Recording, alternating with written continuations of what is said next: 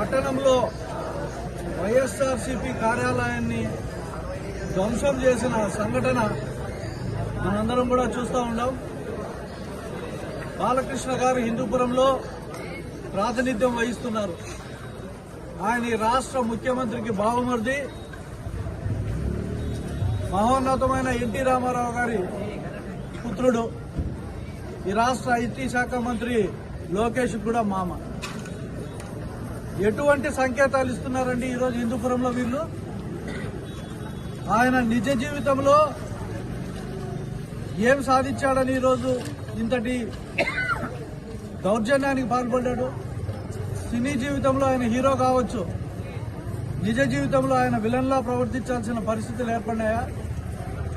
ఎందుకు హిందూపురంలో ఇంతటి దారుణమైన పరిస్థితి? ప్రశాంతంగా ఉండే నగరం ఇది. బెంగళూరుకి అతి దగ్గరలో ఉంటుంది. ఇక్కడ జనజీవనం అంతా కూడా చాలా ప్రశాంతంగా ఉంటారు. ఏనాడు ఇటువంటి సంఘటనలు ఇక్కడ జరగలేదు.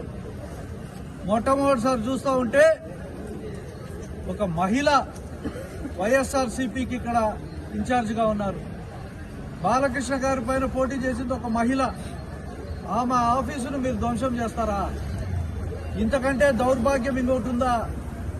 ఇలాంటి లక్షణాలు మీకు ఎక్కడి నుంచి వచ్చాయి? ఈ కల్చరేనా మీకు మీ పెద్దవాళ్ళందరూ కూడా ఇచ్చింది?